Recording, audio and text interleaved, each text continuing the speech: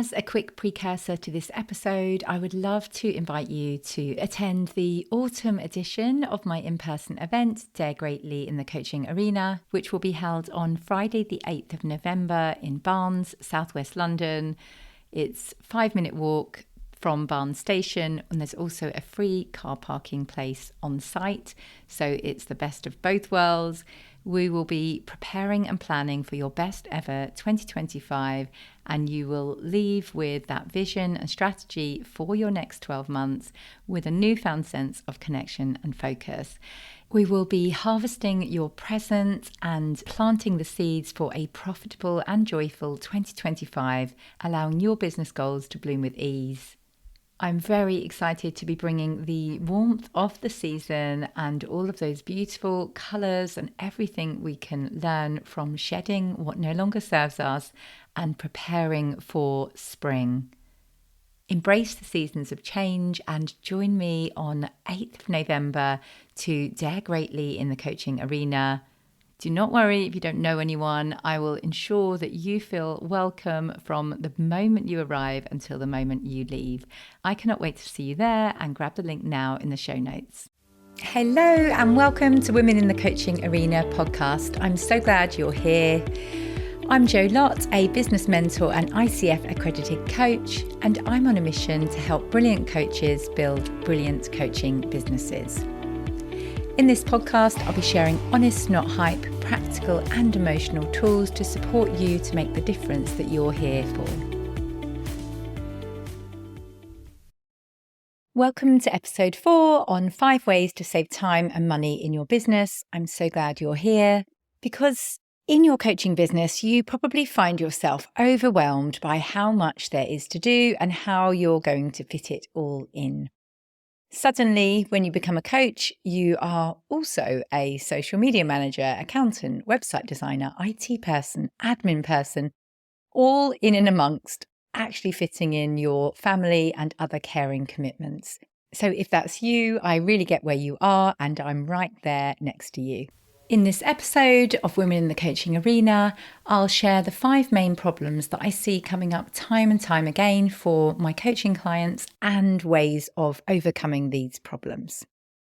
So from my own experience as a mum of 2 young children and fitting in my work in and amongst the pretty exhausting school run and all of the holidays, I really do know where you're at with the lack of time that you feel to achieve all of the amazing things that you want to achieve in your business. So let's start with, how do we find more time and energy to achieve those amazing things that you want to in your coaching business? And what are the problems that come up and what might be the solutions? So the first problem I see for many of my clients is shiny object syndrome. So when you start out in your business, it's really easy to want to do everything at once. And nearly everyone says to me on discovery calls that I want to sell to individuals and organizations, and I'd love to do an online course, and I'd love to do a group coaching program, and eventually I'd really love to write a book. So I think we end up having so many ideas that it's really, really hard to focus. And before you know it, you are overwhelmed and nothing happens at all. So the first step, if this is you and you get distracted by all of those exciting shiny objects out there, is to start focusing on what you're selling. Sounds super obvious, I know, but what I notice is most coaches haven't really thought about what they are offering this month in their business, for example.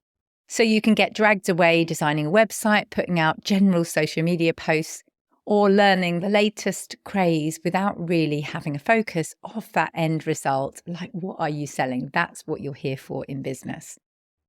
And if you are thinking, okay, Jo, I know what I'm selling coaching, I would highly recommend that you read a blog post I've created on helping you to map out your own signature coaching offer. Or better still, come to one of my free workshops. I will be running one in April. So if you are not on my email list yet, please do go to my website, joannalottcoaching.com, and sign up for my email list, and you'll receive an email as to when I'm going to run this 90-minute free workshop on helping you to create a high-value offer. So once you have decided what you're selling, the second step is to map out the services that you're going to be selling across the year. And you actually get points on this one for creating the least amount of services possible. For example, I have one core service. So I think when you start out, it's super easy to want to create so many services so you appeal to so many different people. And you soon realize with experience that you just don't have the capacity or the resources to market so many different services at once. And if you look at all of the best companies, they are generally selling one thing. So if we think about Lego, for example, they're just selling Lego. And actually, I know the head of branding at Lego, and his advice to me was do one thing really, really well. That's the key to building a super successful brand. And I completely agree in my experience of running my own coaching business. So now you have your service, or if you do want to sell more than one thing, I would highly recommend mapping it out across the year. So for example, in January to March, I'm going to be selling my career change package. In April, I'm going to be selling to organisations, for example. So if you do want to sell more than one thing, it's still advisable to sell one thing at one time so you can fully focus and know what you're doing in your business. So pause this if you want to work alongside me and map out those services across the year. What are you selling this year? And map it out so you can fully focus in your business. Great. So now you have an annual plan. The second step is to add in any bigger projects. So for example, if you are launching a website, then put this onto your annual plan. And it's really good to remember Parkinson's law at this point. So time expands for the amount of time you allow for that task.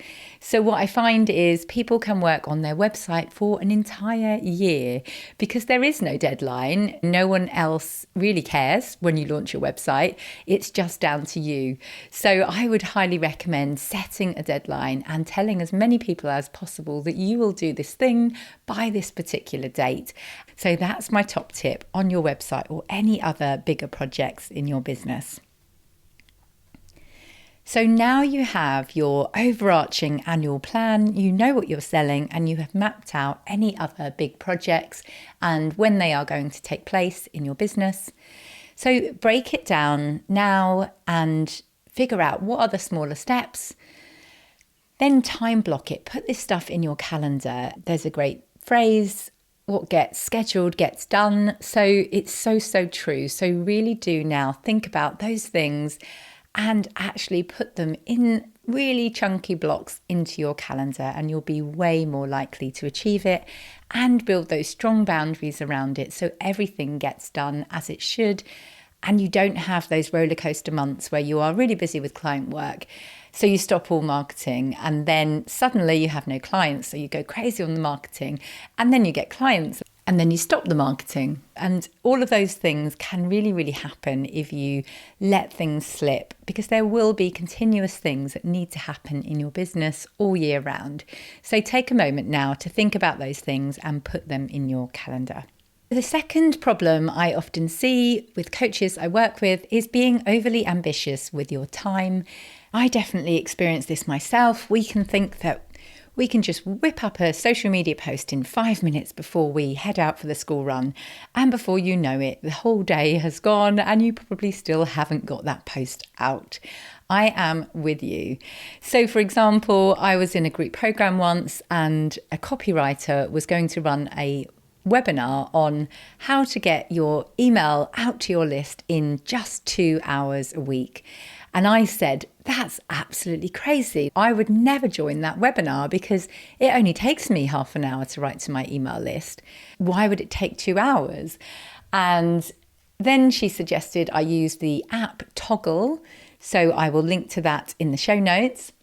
And yes, she was right. It definitely takes me 2 hours by the time I think about what I might like to write to my list, actually write something to the list, then do all the tech bits to make it actually work. So we can often underestimate the time it takes to do tasks. So I would highly recommend tracking those tasks using an app like Toggle and really knowing, okay, this is a genuine, realistic example of what these things are going to take me, and put those in your calendar. So like we discussed in the last point, make sure that you have, for example, 3 hours blocked out on a Monday to plan and schedule your content, if it usually takes you 3 hours to plan that week's content. And then you'll start to see, no wonder why you're not achieving all this stuff, because it's actually not possible given the hours that you have in the day. And I know another really big thing that happens when you are working from home, and perhaps you've always been in employment and no one's really expecting those big projects from you. There are no deadlines. So you wander around, you have another cup of tea, you have some more biscuits, you put a wash on, you tidy up your kids' bedrooms.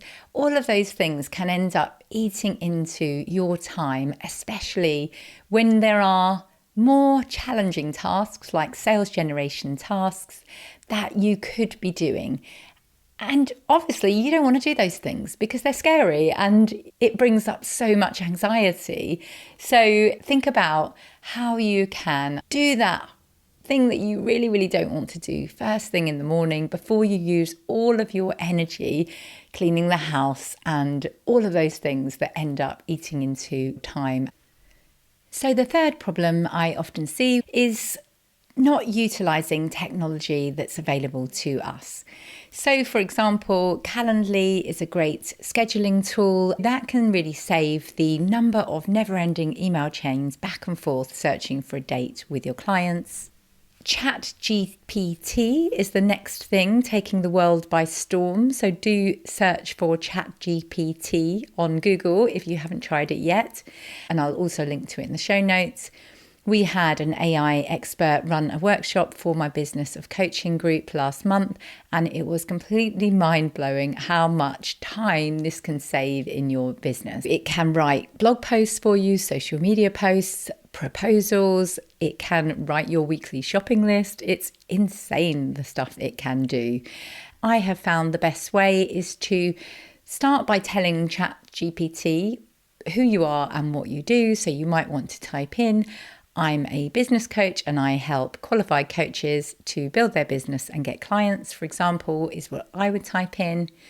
Then I might share a little bit about my approach, being honesty, not hype, and also share my business values of honesty, authenticity, and integrity. I might then train it to understand how I like to communicate by copying in a few of my current pieces of content, maybe some blog posts I've written, and then I would ask it if it has a feel for my style of writing. And then once it's hopefully told me that it understands who I am and what I do, then I could say, write me a blog post on how to save money and time in your business. Within 1 minute, you will have this blog post written for you. And I'm not saying that it will be completely in line with your style, and you will need to add your personal stories to make it more you. And I do take quite a lot of time to do that after ChatGPT drafts something for me. But it really is helpful to just give me something to work with. And it just helps you to overcome any of that blank page syndrome. So the idea generation is something that can really help you to have something to build upon. Do let me know if you give it a try. So the next thing that can help you to utilize technology available is to automate. So this may be using a scheduler to schedule your content out across the month. It might be using email marketing, which is something I teach in my Business of Coaching program, because email marketing has a return on investment of 4,030% versus social media, which is just 26%. So it does take some time to learn and to do the upfront building, but then it is an asset in your business that works for you genuinely while you are sleeping. So automation might also include things like ads. Maybe if you want to use Facebook ads, for example, you will need to be super clear on what you're selling to who, before investing money in ads. So the fourth problem I see when coaches first go self-employed, and even actually years into self-employment, is the lack of deadlines and accountability. So often for the first time in your life, you don't have to hand your homework in or meet that work deadline. No one will actually notice if you do that task or not. So what I see is lots of things not being done or taking so much longer than they need to take because there is no deadline or accountability in place. So if this is you, you are not alone. Studies have shown that having accountability in place increases your likelihood of success by 95%. So if you are procrastinating right now, don't worry, it's not just you. I build lots of accountability into my program, checklists that my clients complete at the beginning of the week and then the end of the week. And also most people have accountability partners where they actually talk to someone on a Monday to say, here's my priorities for this week. And then they have a very quick catch up on a Friday to say, here's how I got on. So it really, really does make a huge difference. So have a think about what accountability you can put in place so you actually achieve those huge, amazing goals that you have set for yourself.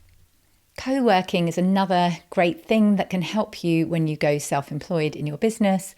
So literally just by sitting on Zoom with somebody else, both telling each other what you intend to focus on during that period of time, going on mute so they are getting on with their task and you are getting on with your task, and then feeding back to the person at the end of the session. I know lots of my clients co-work like all day long together, so it's not so lonely, and so they actually stay at their desk and keep away from that biscuit tin. If you don't have anyone to pair up with for co-working at the sort of time that you want to do it, FocusMate is a really great tool that you can use up to 3 times a week for free.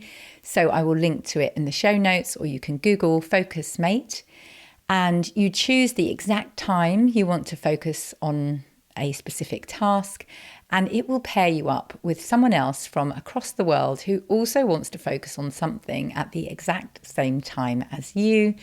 So it sounds really strange because literally you are co-working with a teenager in Brazil, for example, and he is doing his dissertation and you may be working on your social media posts. But all you do is you go on at the beginning of that session and you say, what are you intending to work on? They say what they're intending to work on. You do the same. You both go on mute for 50 minutes. And at the end of that session, you tell the person how you got on. So it's just that accountability that can really help you to achieve more than you ever could achieve on your own. So the fifth problem is you don't know what you don't know.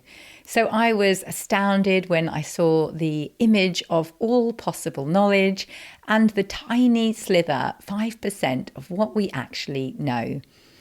Then the next slice is 15% stuff that we already know that we don't know. So for example, if you want to set up an email list, you may know you want to set up an email list, but you don't really know how to do it.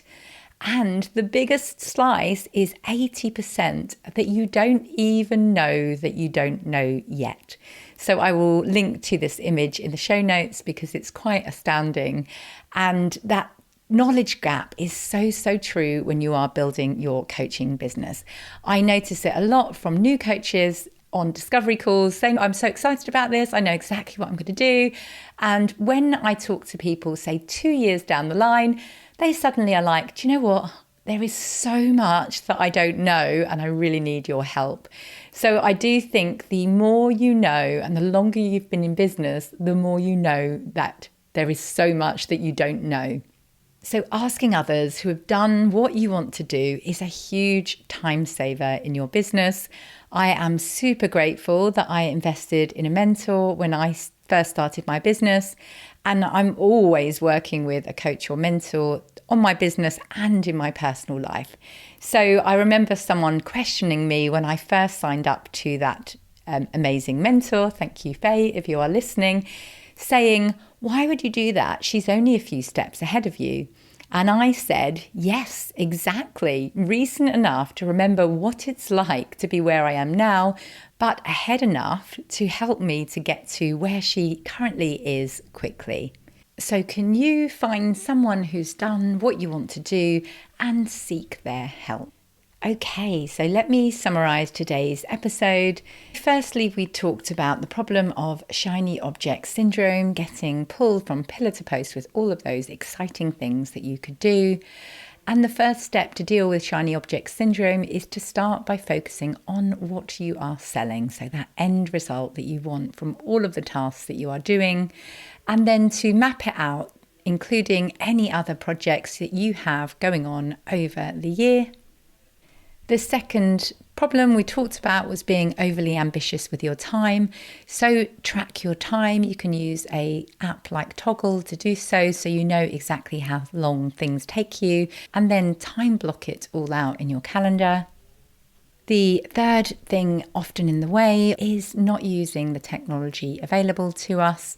So you may want to consider using tools such as Calendly, ChatGPT, and other automations. The fourth thing, often in the way, is no deadlines or accountability in place.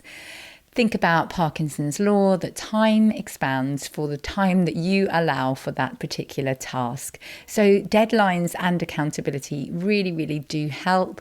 So how can you put those things in place so you achieve more in your business? And the last point was you don't know what you don't know. We only have 5% of all of the knowledge about everything out there in the world, 15% of things we already know that we don't know, and a shocking 80% of things we don't know that we don't know yet. So find a mentor who's already done what you want to do to shorten that learning curve. I really hope you enjoyed today's episode and found it useful. I would love to hear what you implement from today's episode. So do use me as accountability. Drop me a message on LinkedIn or Instagram and let me know if you have done anything of what I've shared in this episode. Here's to your success. And like I always say, trust yourself, believe in yourself, and be the wise gardener who keeps on watering the seed. Thank you so much for listening to this episode of Women in the Coaching Arena. Please come and say hi to me on LinkedIn or Instagram and let me know how you are getting on in your coaching business and how you're going to go for your dreams this year. My name on LinkedIn is Joanna Lott and handle on Instagram is @JoannaLottCoaching. And I'll also put links in the show notes below. Let me know if you found this episode useful, share it with a friend and leave me a review and I will personally thank you for that. Thank you so much for listening. Speak soon.